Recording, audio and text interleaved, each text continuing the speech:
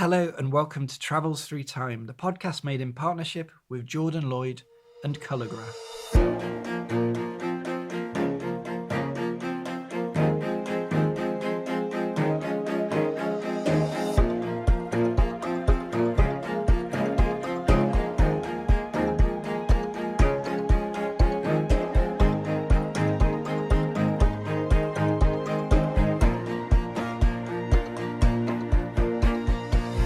Hello, I'm Peter Moore. Today we're off to the 15th century and to one of the world's greatest cities, Constantinople.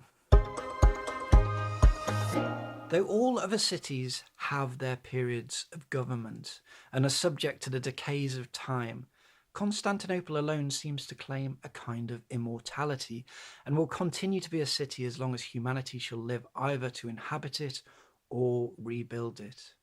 These words were written by Petrus Gillius, a French natural scientist in the 1540s, about a city that's long stood at a geographic, cultural and religious boundary where the fires of the East meet the earth of the West.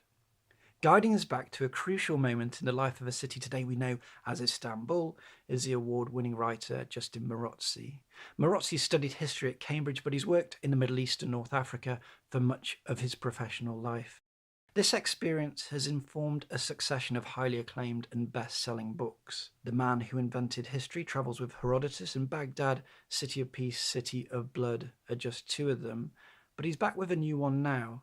His latest work is Islamic Empires, 15 cities that define a civilization. And one of those cities, of course, is Constantinople, which he describes as the city of the world's desires. Here's Justin taking Violet Moller on a travel back through time. Welcome to the podcast, Justin. Thank you very much, Violet. It's a great pleasure to be here. Thank you. So before we go to your chosen year, Justin, I'd like to talk a little bit about your book, Islamic Empires, 15 Cities That Define a Civilization, because I thought it was such a brilliant way of covering a huge period of history and obviously an enormous topic. But I love the way you chose a different city for each different century. And, you take us on this incredible journey from Mecca in the 7th century to Doha in the 21st century. So I wondered if you could just talk a little bit about how you got the idea for that. Yeah, thanks, Violet. I spent about 4 years researching history of Baghdad, and that had involved huge amounts of work looking at only one city over the 13 centuries of its life.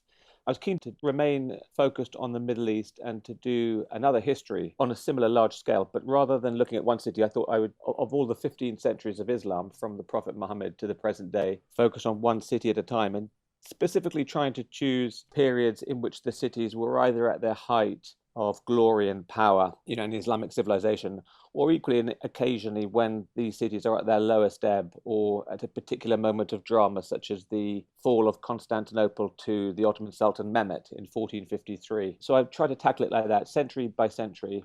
I also wanted to get away from the heavily negative prevailing narrative in the media of doom and gloom in the Middle East and look at history in the wider context and try to explore, I suppose, what made these Islamic civilizations great at their particular moments in time. And was it difficult to choose, did you find yourself with some centuries just thinking, oh gosh, I don't know which city to choose, or was it did it sort of unfold? Well, yes. I mean, some of them chose themselves. So obviously, Mecca, the start of Islam. Although I do remember people saying you need to get Medina in there as well. Yeah, exactly.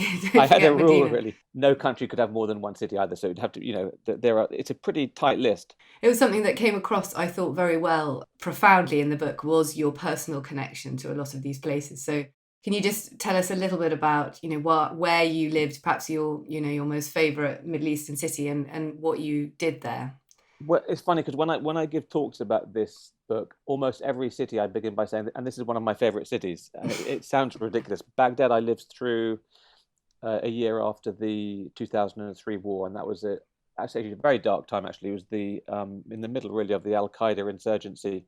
But it was interesting looking at that with a historian's hat on and comparing all the rhetoric behind the invasion to the rhetoric behind the British invasion ahead of 1917 when the British arrived. Yeah, absolutely. It wasn't the first time we'd been lots there. of parallels, about remaking the Middle East in our image. The Americans now and the British then.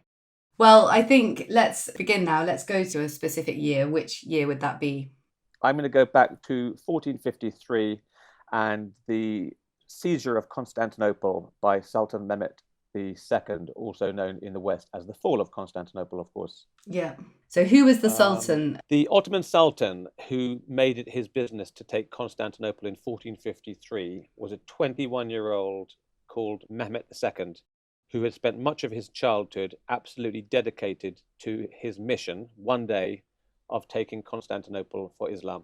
A brilliant, ruthless, strategically brutal conqueror who, after 9 centuries of failed attempts to take the city by Muslim forces, finally succeeds. And it's the end of Constantinople as the Eastern spiritual storehouse of Christendom. Wow. So it's a big, big moment. And a moment which was to have ripples across the whole Mediterranean world. Yes, and then, henceforth, Constantinople becomes Istanbul and the Muslim capital of the Islamic Empire. And over successive centuries, this becomes the greatest force in the world, really. Yeah. And that has particular resonances today, because I think it was last Friday, was it, that the great museum was reinstituted as a mosque, and they had the first Friday prayers for almost 100 years. Yes, I mean, since 1935, it's been a museum, obviously, after centuries as a mosque, and centuries before that, almost 1,000 years as a church. And now Erdogan, in his wisdom, has made it a mosque again.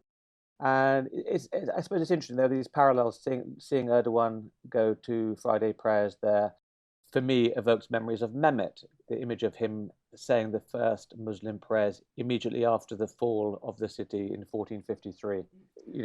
The Christian community have just been holding their last mass, terrified behind locked doors. The city has fallen, and one of the first things Mehmet does, having seen the severed head of Constantine, his enemy, is to offer up prayers to Allah in what will now, for many more centuries to come, be a mosque. Yeah. Of course, 1453 had a profound effect on the development of knowledge in Europe, because all those scholars and the reintroduction of the study of the Greek language, which had a huge influence, didn't it, on science, the study of science. Then they started reading Galen in the original Greek, and really important for the Renaissance. Really important. Yeah. Which is quite an extraordinary legacy from this, this really aggressive, brutal military assault. Yes. But I think by then, probably already quite a lot of scholars had left, hadn't they? Yes, I mean, exactly. Yeah, people had seen the writing on the walls almost literally. Yeah. And headed west. Packed up their books. For safety. Packed up their books. Gone to Venice. Yeah. Yeah. And I think what's also interesting about 1453 is that it's really the end of the medieval period in a way, that the old-fashioned traditional city walls become a thing of the past. They're no longer enough to... And that's because of the cannon. Artillery, yeah, exactly. So would you like to take us to scene 1? That would be great. Right. My first scene is January 1453, when a Hungarian engineer called Orban comes to see Mehmet in his palace in Edirne, also known as Adrianople, which is 140 miles northwest of Constantinople. And he's here to make an offer to the Ottoman Sultan, which is, would you like me to make you the world's biggest cannon? And I should also say that he's made precisely the same offer to Constantine in Constantinople a little bit earlier. Constantine would have loved to take him up on his offer of services, but literally didn't have the money to enlist his services. So it's rather tragic. That's amazing. So this Bulgarian was basically sort of going around to anyone who was in need of a giant cannon and selling to the highest bidder. Yeah, I mean, he was really, a 15th century mercenary with a bit of a talent for making these great artillery pieces. This was the biggest thing he'd ever made. He didn't really care who bought it. Presumably, he was a Christian from Hungary. But without his invention that many scruples, led to, inexorably, one could say, to the destruction of the last great site of Eastern Christianity. I mean, Mehmet wasn't stupid. I think he wanted to see, what could this guy actually produce. So when the test came and it blasted this 270 kilogram cannonball a mile away, I think he knew he was on to something good. He says, can you knock down the walls of Constantinople? And he says, I can pulverize the walls of Babylon into dust. So this is now Goodness, the quite a test of claim. this huge artillery piece. Absolutely, yeah. He's not underselling himself. This mercenary. He commissions the world's largest cannon. It's called the Basilisk.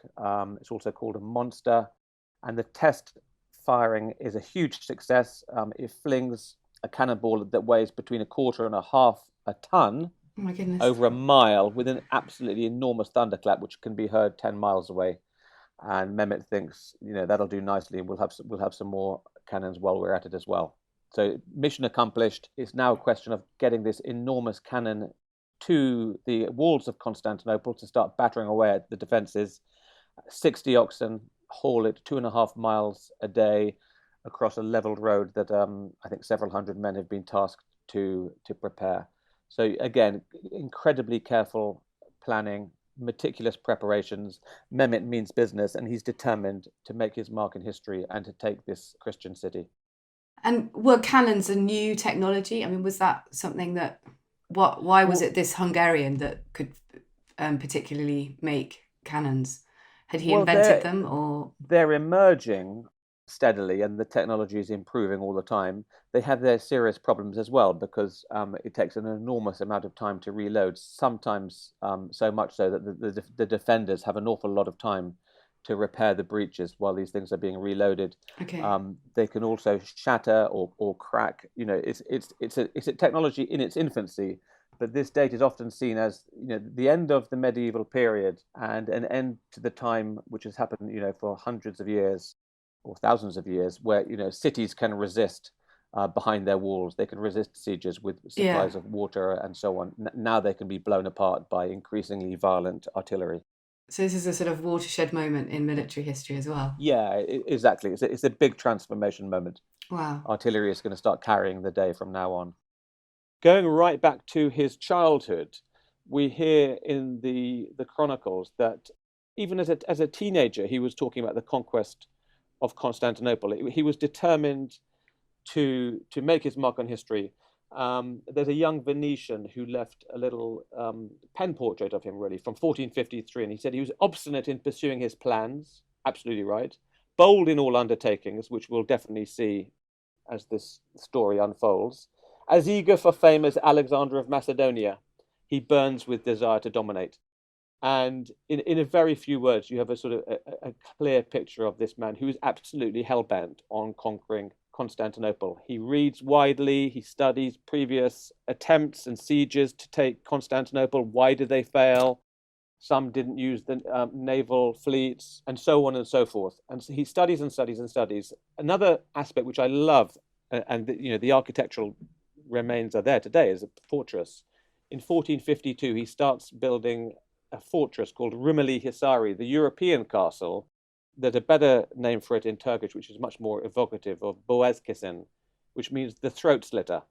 Ooh. And in breach of the treaty with the Byzantine emperor, he starts building this fortress on the European side of the Bosphorus. Is it the Bosphorus or the Golden Horn? I always get those two confused. To prevent the city being relieved from supplies from the Black Sea, from outside. An envoy is sent to him saying, why you're doing this? This is in breach of your treaty. To which he just says, if you send another one of your messengers, they will be impaled on the spot. Forget it. This is happening now. Basically, there's a new Sultan in charge here. All the old rules are over. It's tested very quickly. A Venetian ship tries to run the gauntlet on the 26th of November. It's destroyed by smaller artillery pieces. The crew are beheaded in front of terrified Byzantine onlookers, and the captain, a man called Antonio Rizzo, is impaled, again in public. And again, it's Mehmet showing the cost of resistance to him. He's, I have an implacable force here. Momentum, destiny, Allah is on my side. It's almost no point resisting me. And how long had he been Sultan? And when did he become? He was only 21 years old, you said. So when did he become Sultan? Interestingly, he was Sultan in his teens when his father abdicated in 1444. So for 2 years he's Sultan. Eventually, the Sultan, his father Murad II, takes over the throne. And there's a lovely moment at the head of the Battle of Varna in 1444, when he sends this message to his father saying, if you're the Sultan, come and take charge of your armies. But if I'm the Sultan, I order you to come and lead my armies. And there's this big Ottoman triumph in 1444. He succeeds fully and permanently to the Sultanate in 1451. And in those days, the great Ottoman succession disputes, you need to kill your brothers pretty quickly, eliminate any other rivals. So he does that. He has his brother strangled in a bath. Lovely. And the murderer he sends to kill his brother is quickly dispatched as well. And you're seeing very early the signs of ruthlessness. Yeah. He's taking charge, and pretty much top of his list is, within a year he's building this castle on the European side, the Rumeli Hisari, as the first move in his preparation to take the city. And what did the Ottoman Empire consist of at that point? Well, it's in some ways he is often considered the founder of the Ottoman Empire. It gets larger and larger and larger. It was really founded by a fairly shadowy leader called Osman in the sort of early 14th century. And it's expanded across Anatolia. But these are still fairly early days. In the Middle East and North Africa, the conquests come later under Mehmet's successors. Okay. But it's an expanding power, really, only getting more powerful at a time when Byzantium is almost non-existent as a force. And Europe is fatally divided.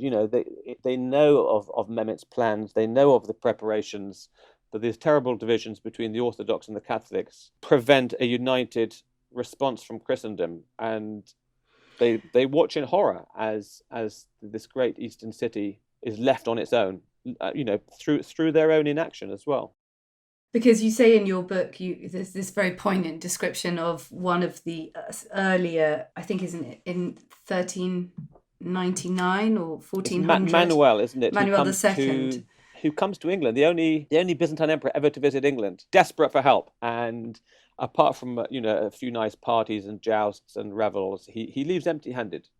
No one wants to know. And he has sort of travelled across Europe asking for help in Italy, yes, in from France. Court to court, yeah. With his hand outstretched for help. And all his entreaties go unanswered. Can you just talk a bit about the background between the Orthodox Christians and the Roman Catholics? Because Constantinople, as you've talked about, has been, a sort of prize that Muslim armies have been setting their sights on for 9 centuries. But it's not just Muslims who've been attacking the city, is it? Can you tell us a bit about that? Yes, that's right. I mean, it's funny because I live in a village in Norfolk called Walsingham, which also describes itself as England's Nazareth. And is full of monks and nuns, and you can imagine there are fairly often conversations about religion. And when the Muslim world comes up, people are very quick to talk about sectarian rivalry between Sunni and Shia, and they seem sometimes not to really consider the internal Christian rivalries over the years, which have been unbelievably important. I think in the 1453 story, you could certainly argue that had it not been for this sort of fatal division between Orthodox and Catholics, the outcome might have been completely different. But as it was, you have bickering between the Genoese and the Venetians. You have terrible relations between Rome and Constantinople, divided clergy, the memories of 1204. Yeah, well, exactly, the Fourth Crusade, which was... Yes. I mean, the crusade, it's not a crusade against the Saracen, the Moor, the Turk. It's Latins against Orthodox. And that was the one great sacking of Constantinople, which is the exception to the rule of it being an impregnable city. Hello, I'm Peter. What we try and do in this podcast is not just to analyse the history of the year we're exploring, but also to evoke it in a visual way. Someone who aims to do the exact same thing is Jordan Lloyd. Jordan is a superb visual historian and one of the world's leading photo colorists.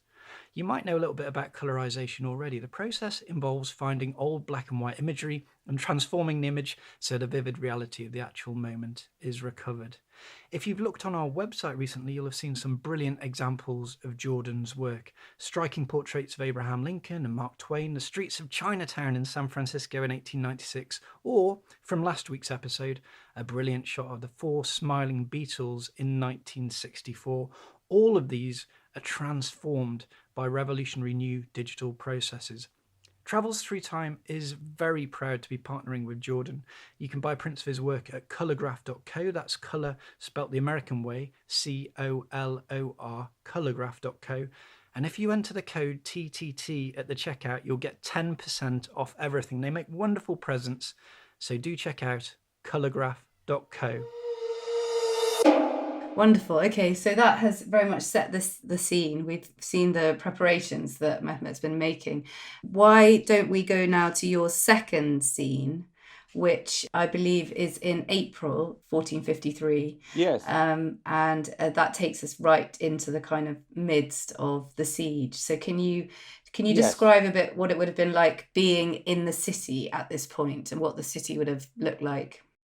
Yes, there are various accounts of what the city looked like. The one I'm thinking of in particular is actually quite a bit earlier, but it's Ibn Battuta who describes it in I think it's the 1330s, 1340s, as pretty dilapidated.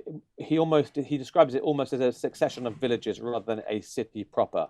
But it's clearly past its best. There are these little telling lines about when an emperor is crowned, no longer are there diamonds in his imperial accessories. They're now glass. Golden plates are now pewter. Buildings are faded, but it still has this tremendous history and aura and glory to it. But it is certainly past its best. The inhabitants have dwindled from possibly 1 million at its high point to something like 100,000 maybe at the time of the siege, maybe even less. They are superstitious. They are fearful. They have seen what's happened with the Mehmet's fortress, the throat slitter. They know they're overwhelmed. They're desperately hoping for relief from Rome, from Christendom, from Europe. And they really know that without that, they are doomed. They're praying all the time. They're holding masses all the time in Hagia Sophia, the Church of Holy Wisdom. That dates back to the 6th century, Justinian's great church. Yeah. And I think, they're terribly fearful. And the chronicles are full of them studying the weather, the portents. And there's a real sense of foreboding as this young sultan, does his worst outside their walls. I mean, presumably because of the number of times they had been attacked and withstood sieges, the city would have been quite good at, for example, provisioning and, they've been here before, sort of thing. The one thing they do have on their side is the history of resisting sieges. They may have dwindled down to a defense of something like 8,000, which is pretty paltry to man these huge walls. 5,000 Greeks, 3,000 Genoese and Venetians. So it's really a rump force of fighting men, but they have the walls on their side.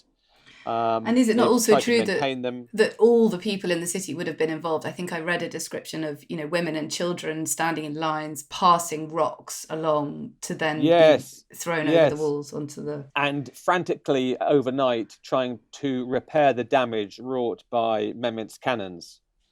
Which have been unleashing the world's first sustained artillery bombardment, and really terrifying the inhabitants, because this hadn't been seen before. This is all new. It's not just Orban's single great cannon. They're the whole army of these siege weapons, and bombarding the noise city must have the been noise, the smoke, the smell.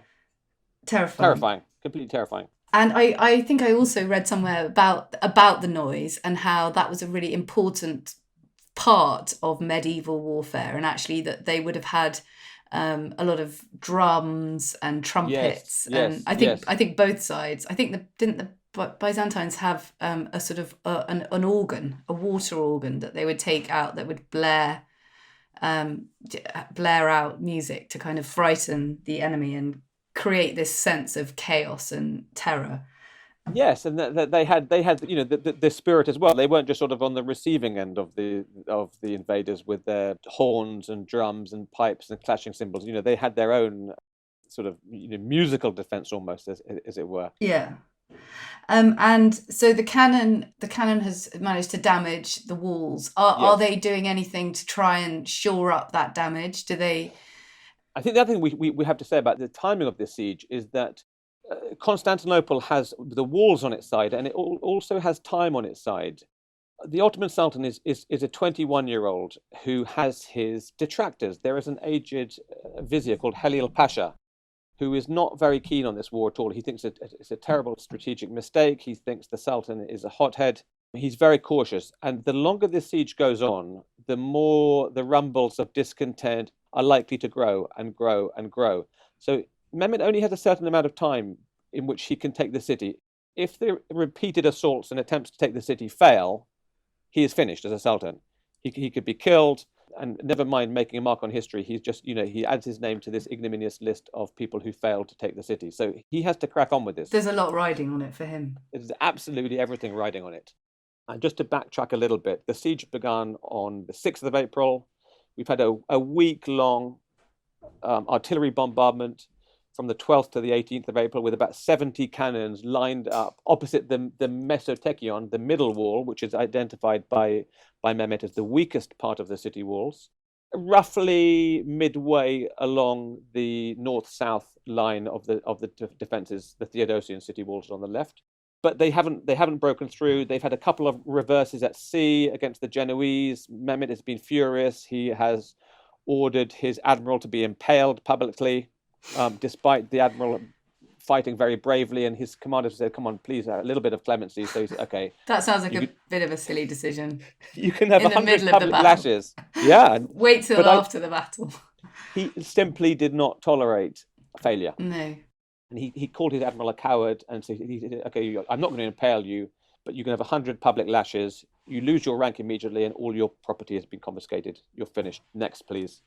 But on the 22nd of April, frustrated that his navy hasn't been able to best the Genoese on the water, there's this moment of what I think you have to call it genius, really.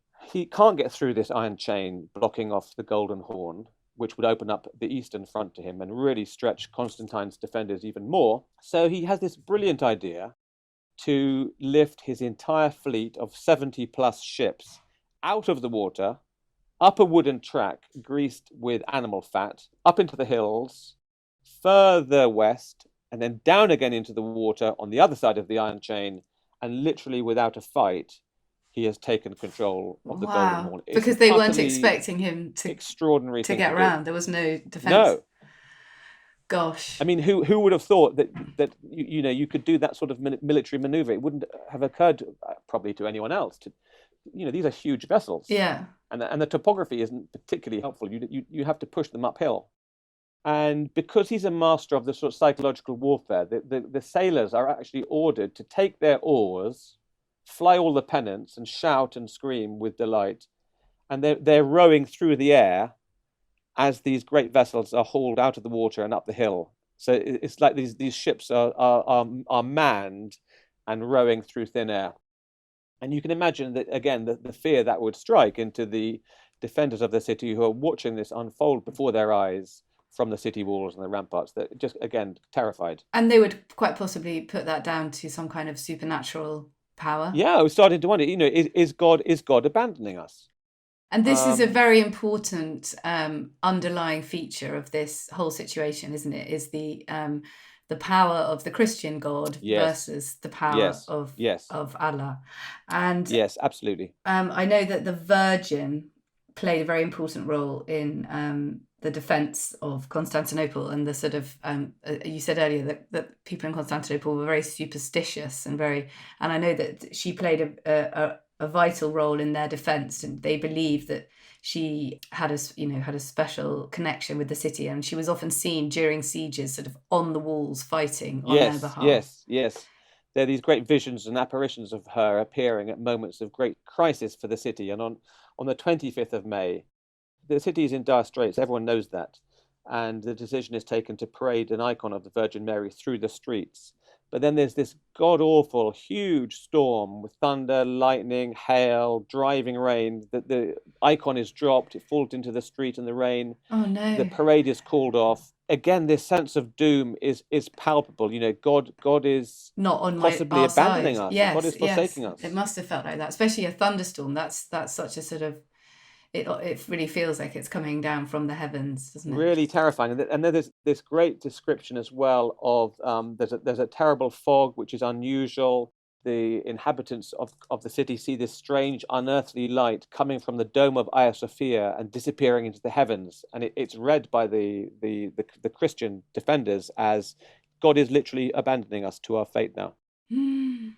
My goodness. So it's a really the chronicles are so evocative, a sort of blow by blow, almost day by day account of this. Yeah, this and you can really imagine how it siege. would have felt to be, in Constantinople at that time, and just the desperation and the fear and they would know as this has gone on from seeing that the first stones of the fortress being raised in 1452. This Sultan is just completely relentless. He's not giving up. Yeah, and we've talked a lot about Mehmet, but we haven't talked much about the ruler, the emperor, indeed, of Constantinople at that time. Can you just talk a bit about him? Yeah, he is really at the other end of the spectrum, age-wise, Constantine. He's 49 at the time of 1453, generally considered a valiant leader of his men, but he's inheriting the throne at a time when the Ottomans are just encroaching left, right, and center. Byzantine is being sort of shorn all the time by Ottoman conquests. So you feel he's a sort of a caretaker of decline, really. Mm. He is the age 49 at the time of the siege against a 21-year-old. We know of him as a very brave military leader. There are sort of fairly heartrending descriptions of him leading the defense of the city. On the 21st of May, Mehmet sends him a letter saying, "Look, I will break off this siege. You know which way the wind is going. You've lost the city. I'll confirm you as governor of the Peloponnese. No more loss of life is necessary." And Constantine is completely unthinkable. He's the emperor of Byzantium. Yeah. It's a question of honor. It's a question of defending the Christian faith. Absolutely not. He said, we're all resolved to die here if necessary. Absolutely no surrender. Surrender was completely unthinkable. Yeah, and I think that takes us quite neatly onto the third scene, around the 30th of May. Is that correct? It's the morning of the 29th of May, and this is the denouement after the 53 days. And by now the Ottomans, you'd have to say they aren't completely united. There are a number of them, and the numbers have grown of those who think this was a completely rash decision. The city is just resisting everything we throw at it. We're breaking holes in the walls. They're filling them up overnight. We've erected a siege tower. They've chucked barrels of gunpowder against it. We've been leading numerous mining operations. They've discovered every mine and sent Greek fire into it and killed the attackers. We're doomed. Maybe destiny is that this city is never going to be taken. And so Mehmet really has to press home the attack now. And it's the 29th of May, and it begins at 1:30 in the morning with this. You were talking earlier about the noise of the armies, and I think it would be an absolutely terrifying few hours for the defenders. Ottoman horns sounding into the night, loud beating drums, war pipes, and cymbals. And ever the ruthless leader, Mehmet throws his cannon fodder first into the battle against the walls, against the breaches. Some of them are Christian conscripts. Can they run away and turn back? No, they can't, because there are heavily armed Janissaries behind them who are ordered to hack down to death anyone who turns tail. You go forward. Can you just tell us what a Janissary is for those of us who the don't know? Janissaries are the elite core of the Ottoman army, and a number of them are held in reserve. As Mehmet wants to see, how he gets on with his. He puts progressively stronger, more heavily armed, more trained, more professional soldiers into the attack as the hours go by.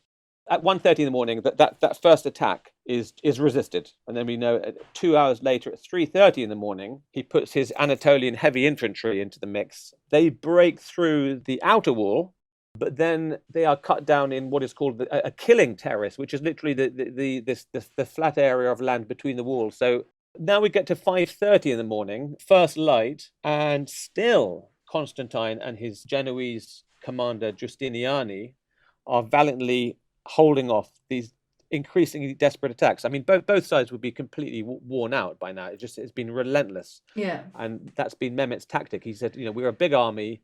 We're just going to have a rolling attacks now, because they've only got several thousand defenders now.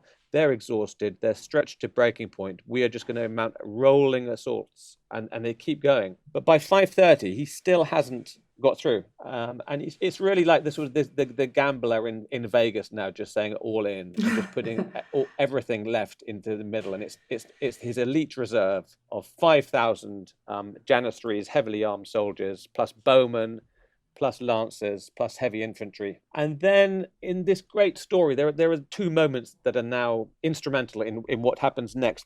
The first is a very strange story, really, of a postern gate being left open. This is a postern gate up in the northwest of the city, around a place called the Blakernae Palace. And there are numerous sorties from the defenders, rushing out, attacking the attackers, and then withdrawing back into the walls and shutting the door. Here, unfortunately, a door was left open, and a detachment of Ottomans rushed through. They can't believe their luck. They think, is this a trap? But they rush through. They briefly mount the Ottoman standard on the walls, and this really rallies the Ottoman army. And Mehmet is saying, "Come on, we've got the city. We can take it now." And the other moment is when Justiniani, who alongside Constantine has really emerged as this great talisman of the defense of Constantinople, is heavily wounded. And he says, "Look, I need to be treated in my ship, which is down in the harbour. I'm out of here, really." To do that, he has to go through a locked gate, which has been deliberately locked to keep the defenders fighting, the Ottomans. When they see their great leader, the Genoese commander, who's really proved his mettle in the siege so far, absolutely very brave man. But when they see him leaving to take to his ship, desperately wounded, it triggers this panicky exodus. And at that moment, and Ottomans rally again, rush forward, and the Ottoman standard is raised aloft by a man called Hassan of Ulabat. He's quickly killed, but it's over. Yeah. And at some point in this great melee, Constantine himself is killed as well, and goes down as the last defense of Constantinople. And they never found his body, did they? There was a lot of confusion about this, and Mehmet wouldn't come into the city until much later on the following day. He wanted proof that Constantine was dead, and the story is that his head was severed. I think it would have been difficult to identify the body because he'd taken off some of his sort of imperial insignia. The head was delivered to Mehmet, and it was stuffed with straw, and then sent around the Muslim courts of the world as another little bit of psychological. Lovely warfare. Almost say that there's a new power here now. And it's the Ottomans. So those are the three scenes. What I'd like to ask you now is what happened after that moment. So the great city has fallen. Is there widespread looting? Is there any attempt to is everyone killed, or is there any attempt to kind of what's his policy next? I mean, presumably Mehmet moves in to the city and makes it his capital. Just talk a bit about what happens next. Yes, one of the ways in which Mehmet has been able to keep his army focused on the siege is to promise them untold quantities of booty and plunder, both human and material. And he literally says to them, there are beautiful women inside there are boys, there's gold, there's silver, there are, centuries worth of riches at your disposal. I'm not going to take anything. All I want is the glory of taking this Christian city. You are going to have 3 days of unlimited plunder. And that's according to the old traditions of Islamic warfare. And so when the soldiers rush through, the carnage begins, really. Huge numbers of people are killed on the spot. Many more probably are enslaved on the spot as well, men, women, and children. And I suppose it's absolute carnage, really. The Hagia Sophia is very badly damaged inside. Its fittings are stripped out. Mehmet basically puts an end to this after the 3 days are up. So the soldiers have had to have their fill. He's gone in to say Muslim prayers for the first time in the Hagia Sophia, supposedly mounting the altar to do so, and getting one of his imams in there to lead the prayers. And that of course has special relevance today, given that, when was it, last week? Absolutely. Just only a few days ago, a space which since 1935 had been a museum on the orders of Kemal Ataturk, founder of modern Turkey, has now become a mosque again. How long was it a Christian church for? Well, it was inaugurated in 537. So 537 until 1453, when Mehmet offers up his first prayers to Allah in it, having soldiers having killed some of the desperately frightened Christians holding the last mass in the Hagia Sophia, the last ever Christian mass there. Wow. And presumably he changed the interior of it quite dramatically. Yes, I think the lots of, I think it's mosaics and icons obviously were either removed or covered over or destroyed. That is, I think they're covered up, or they have been covered up, or they will be covered up now as it becomes a mosque under the control of the Turkish Ministry of, I think, Religious Affairs rather than Culture. Because it's no longer a secular monument and museum; it's a religious building. Yeah. And isn't it correct that Mehmet,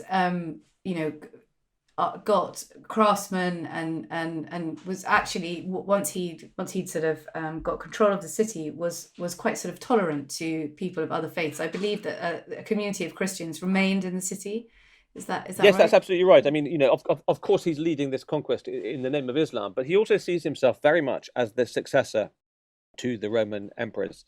He sees himself as the emperor of a multi-faith, multi-ethnic empire, which is what he is. Jews are settled in an area called Fena in Istanbul. The Christian community remains huge. So yes, I think there is a very strong story of tolerance as he becomes, because acquiring Constantinople really has changed, the nature, because it's become his capital. Yeah. Adrianople, Edirne, is as nothing compared to Constantinople. So it really alters his sort of position and status as a leader. Of course, he's an Ottoman Sultan and a Muslim Ottoman Sultan, but he is also an emperor now. Yeah. And I think that governs his approach. I mean, there are even stories that he was contemplating a conversion to Christianity, that his son disapproved violently of his father's sort of fairly relaxed approach to the Islamic faith, and so on and so forth. He was a cultured man. He had his portrait painted by Bellini. He was not your average sort of uncouth conqueror from the wild. This is a highly educated, highly literate man. But he was also carrying on a tradition that had existed for a long time in the Muslim world of being, conquering new lands and then actually being very pragmatic and, not insisting on everyone converting, Yes. I mean, certainly the Abbasids and the Umayyads were very much pursued that policy of tolerance, and all those great cities that you describe so beautifully in your book. I mean, that's one thing that I would, with the exception of Mecca, they all really have that in common, don't they? That they are places where people from all different faiths and nationalities can come and trade and exchange ideas, and that sort of lies at the center of what it meant to be, to be a successful city in the Middle Ages. Would you agree? Yes, very much so.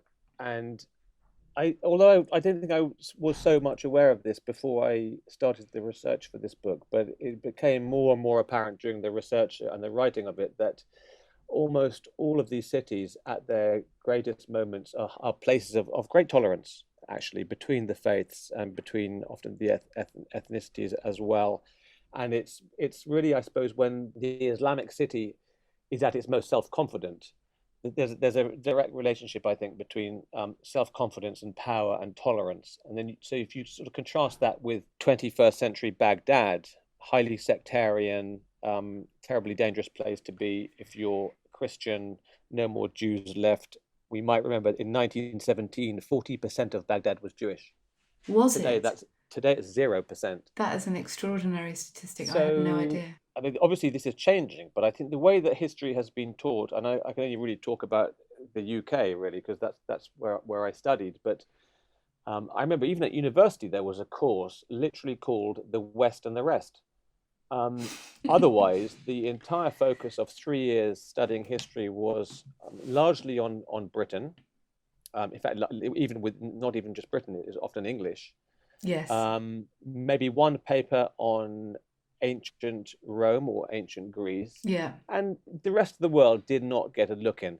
So I do think you're right that there was that sort of presumption that we've always been incredibly tolerant. We've been the goodies in, Yes, in these exactly. sort of cultural encounters with other cultures and other religions.